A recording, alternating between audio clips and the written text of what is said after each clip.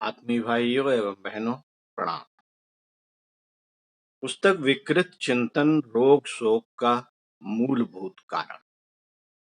लेखक पंडित श्री राम शर्मा आचार्य। विषय भोगवादी चिंतन शैली को पलटना होगा। पृष्ठ 44 से आपको पढ़कर सुनाते हैं परम पूज्य गुरुदेव की बातों को। आइए सुनते हैं। साथियों, अपराधों के बारे में जो सरकारी आंकड़े उपलब्ध हैं वे इस तथ्य का प्रमाण हैं कि अपने देश में अपराध लगातार बढ़ रहे हैं। पुलिस के प्रतिवेदनों के अनुसार मुंबई, दिल्ली, बंगलौर, कलकत्ता, चेन्नई, कानपुर, अहमदाबाद और हैदराबाद में 1976 की तुलना में 1977 में अपराध अधिक हुए। सर्वाधिक अपराध मुंबई में दर्ज किए गए। शेष शहरों में उपर्युक्त क्रम से ही अपराधों की संख्या कम दर्ज है। मुंबई में जनवरी, फरवरी और मार्च 1977 इन 3 महीनों में 8,260 अपराध पुलिस के रोजनामचे में अंकित किए गए। इससे कहीं अधिक अपराध ऐसे भी होते हैं जो नागरिकों की उदासीनता, पीड़ित पक्ष के मन में पुलिस के आतंक या आक्रामक पक्ष का पुलिस पर प्रभाव, दबाव अथवा किसी प्रलोभन के अभाव में पुलिस की अनिच्छा आदि कारणों से दर्ज नहीं किए जाते। साथियों, शासकीय आंकड़ों के ही अनुसार सन 1977 के आखिरी महीनों में ही देश में हत्याओं की संख्या बढ़ी, ग्रामीण क्षेत्रों में डाकुओं की संख्या बढ़ी, रेल यात्रा और राजमार्गों पर बसों से यात्रा अधिक असुरक्षित हो गई, गुंडागर्दी और बाल अपराध भी बढ़े तथा शासन के विरुद्ध रोष प्रदर्शन की आड़ में अराजक तत्वों की उपद्रवी गतिविधियां भी बढ़ी, जो कि वस्तुतः राजनैतिक कम, आपराधिक अधिक है। दंगे को प्रायः सांप्रदायिक रूप दिया जाता है, किंतु उनकी तह में जाने पर भी यही स्पष्ट होता है कि प्रायः किसी शहर कस्बे के कुछ गुंडे, उद्दंड किस्म के मन चले आवारा नौजवान सर्वथा निजी कारणों से अपनी उन्मत्त गतिविधियों के द्वारा इन दंगों की शुरुआत करते हैं। राजस्थान को अब तक अन्य राज्यों की तुलना में शांत राज्य माना जाता था, किंतु 1977 के वर्ष में वहां भी अपराधों में रिकॉर्ड तोड़ वृद्धि हुई। 1977 के वर्ष में जयपुर में 57 हत्याएं तथा 8,500 से अधिक अन्य अपराध अंकित किए गए। उदयपुर में 5,200 अपराधों के अतिरिक्त 43 हत्याओं के मामले दर्ज हुए। कोटा में भी ये अपराधों की संख्या लगभग उदयपुर जैसी रही।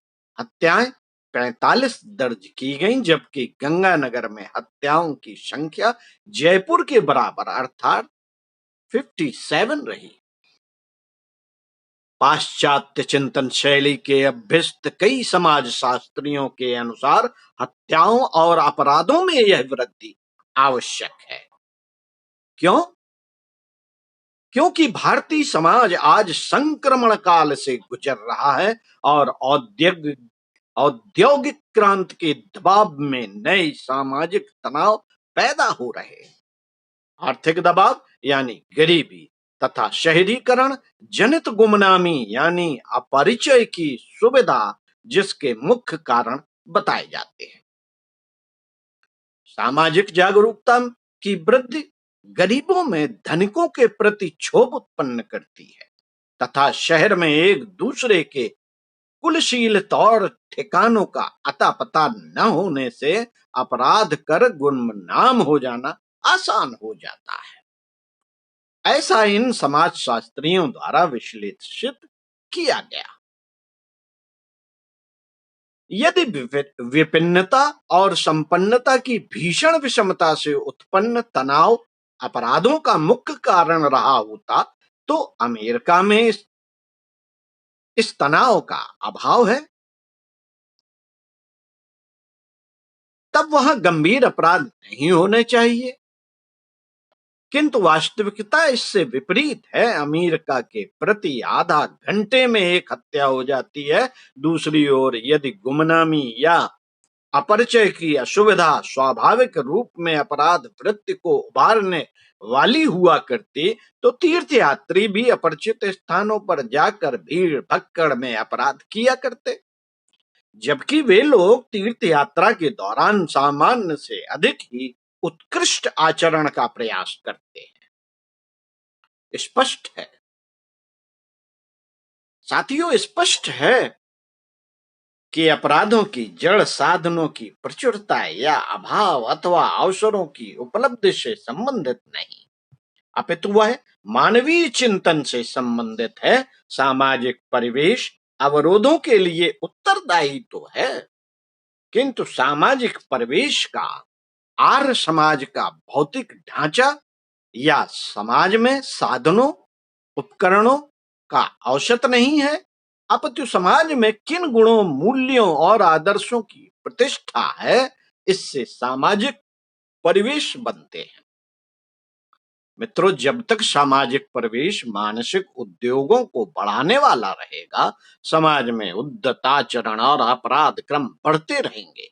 वातावरण में ही व्यक्तियों का अंतरंग और बहिरंग ढांचा ढालने की क्षमता होती है।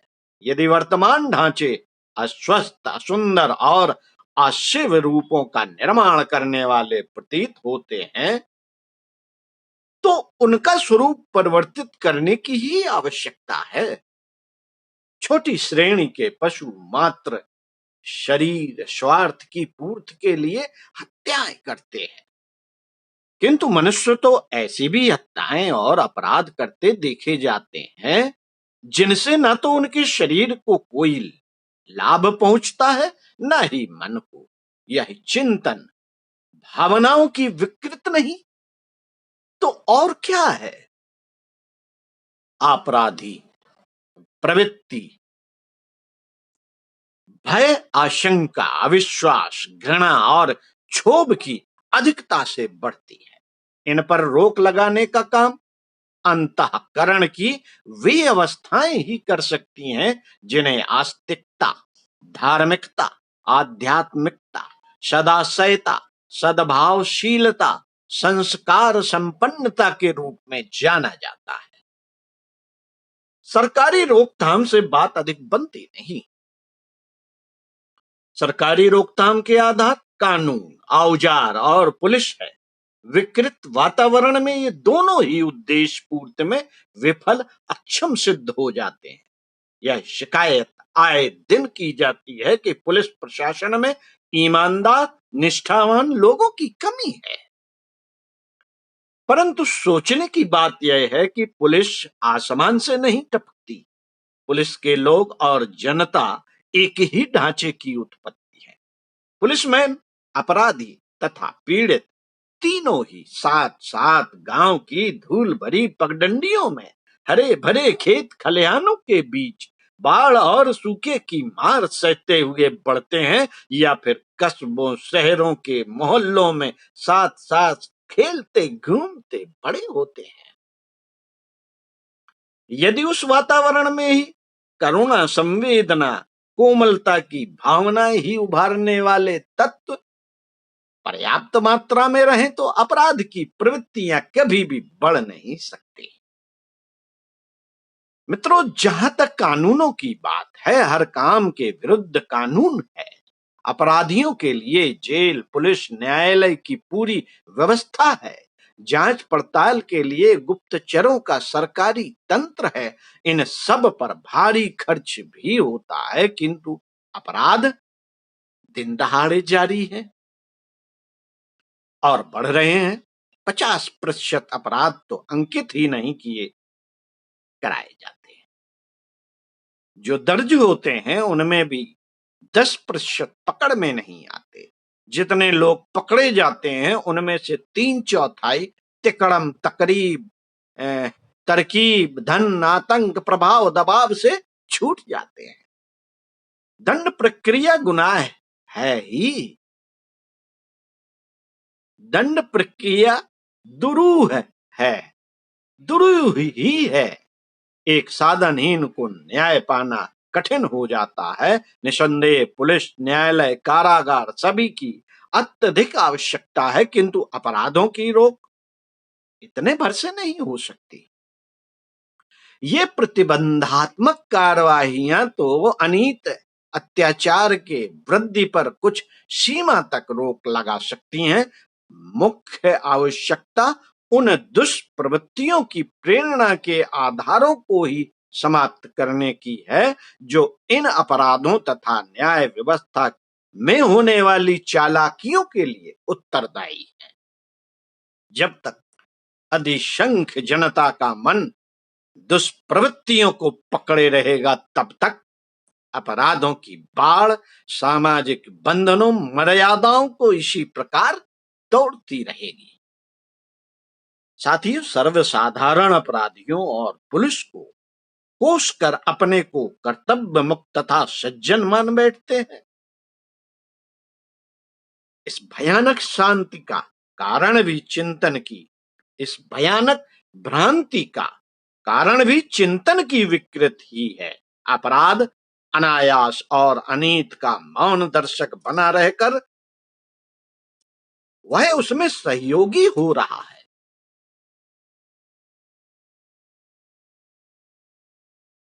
यह बात उसकी समझ में नहीं आती। इसका कारण भी चिंतन की विकृति ही तो है। आधे दिन सड़क से युवतियां, महिलाओं को 2-4 गुंडे अपहृत कर ले जाते हैं और सैकड़ों लोग तमाशा देखते रहते हैं। दिन दहाड़े मारपीट, खून खराबा मचाया जाता है और हजारों की भीड़ सहमी और सिमटी सब ताकती रहती है। यह सब अंतः क्षेत्र में घुसी कायरता के अतिरिक्त और क्या है? कायरता और आक्रामकता जुड़वी बहने हैं। भीतर से कायर व्यक्ति ही कमजोरी के प्रति आक्रामक होता है। इसी प्रकार स्वार्थांधता स्वार्थांधता और निष्ठुरता में घनिष्ठ संबंध है। स्वार्थांधता व्यक्ति सदैव निष्ठुर होता है, असंस्कृत व्यक्ति करुणाहीन होता है तथा जिसे नीत में आंतरिक निष्ठा नहीं है वह अपराधी होगा ही। वस्तुतः अपराधों का क्रम न्याय संगता की परिधि की पहुंच से बहुत पहले प्रारंभ होता है। जिन कार्यों के लिए दंड संहिता में कोई व्यवस्था नहीं है वे ही अपराधों के उद्गम केंद्र हैं। आलस्य, प्रमाद, असंयम, अशिष्टता, उद्धत आचरण, द्वेष, दुर्भाव, कुदृष्ट, कुभाव, कटुभाषण, अस्त व्यस्तता, नशा पानी, स्वच्छता, अनुशासन हीनता, ऐसी अवांछनीयताएं सरकारी अंकुश से भले ही मुक्त हैं, पर वस्तुतः अपराधों की कारणभूत उत्तेजनाएं इन्हीं से पनपती फैलती है। ये ही अवांछनीयताएं बढ़कर विध्वंसक अपराधों, विभीषिकाओं का रूप ले लेती हैं। नैतिक और नागरिक मर्यादाओं का निरंतर उल्लंघन तथा मानवीय संवेदनशीलता का नितांत अभाव ही अपराधों का वास्तविक आधार और प्रेरणा केंद्र है। क्योंकि ये ही आदमी को धीरे धीरे खोखला, हीन और संकीर्ण बनाती हैं, जिसकी स्वाभाविक प्रवृत्ति अपराध करने और सहने के रूप में सामने आती है। जिन्हें स्तरहीन पर पीड़न और मर्यादाहीनता में कोई संकोच नहीं होता वे अनास्थावादी लोग ही अपराधी बनते हैं, गुंडागर्दी अपनाते, आतंक उत्पन्न करते तथा चोरी ठगी पर उतारू रहते हैं। यह अभ्यास उन्हें हत्या, बलात्कार जैसे नृशंस क्रूर कर्म में भी निर्लज्ज बनाए रहता है। अतः अपराधों की बाढ़ से बचने के लिए अनैतिकता के आरंभिक विकास पर दृष्टि डालनी चाहिए और उसे ही रोकने की व्यवस्था करनी चाहिए। भोग की निरंकुश भूख और मन की मनमानी उछल कूद को ही जिस समाज में स्वाभाविक मान लिया गया, वहां हिंसा, क्रूरता तथा अपराध अवश्यंभावी है। साथियों, अतः आवश्यकता आस्थाओं के परिष्कार की, अंतःकरण के उत्सर्ग की है। अंतःकरण को सुसंस्कारित बनाने, अध्यात्म को प्राण प्रतिष्ठा का महत्व समझाने की है। कहने वाले प्रायः कहते हैं कि अध्यात्म से क्या होगा, उससे धन तो मिल नहीं जाएगा। उन्हें स्पष्ट समझ लेना चाहिए कि अध्यात्म से धन नहीं, मानसिक वर्चस्व, आत्म शांति, आत्म संतोष, वास्तविक आनंद मिलेगा जो धन से भी अधिक महत्वपूर्ण है। साथ ही जो धन के संरक्षण सदुपयोग के लिए भी आवश्यक है। अराजकता, असामाजिकता की चपेट से धन भी बचा नहीं रह सकता, धन नहीं बच पाता। सुख शांति तो उस स्थिति में कभी मिलती ही नहीं। मनुष्य मूलतः अपराधी, अविश्वास, असहयोगी और असंवेदनशील नहीं होता। इसके विपरीत मनुष्य स्वभाव में संवेदना, सहकारिता तथा सदाशयता भी कूट कूट कर भरी हुई है। ऐसी स्थिति में अपराधों की वृद्धि का कारण विकृत चिंतन और दूषित दृष्टिकोण के अतिरिक्त और क्या है? स्पष्ट है कि मनुष्य को सुसंस्कृत बनाने की ओर यदि ध्यान नहीं दिया गया तो आज की वस्तु स्थिति बदलने की नहीं। मित्रों, भोगवादी दृष्टिकोण वाले समाज में गतिविधियों का अर्थ भी नाच गाने, कामोत्तेजना और सस्ते मनोरंजन तक सिमट कर रह गया है।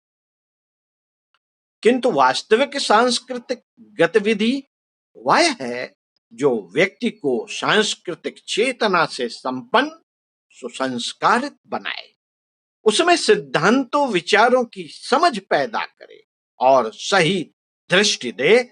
जब तक व्यक्ति को सुसंस्कृत बनाने की ओर ध्यान नहीं दिया जाएगा, उसकी भौतिक वृत्तियों को ही प्रधानता देकर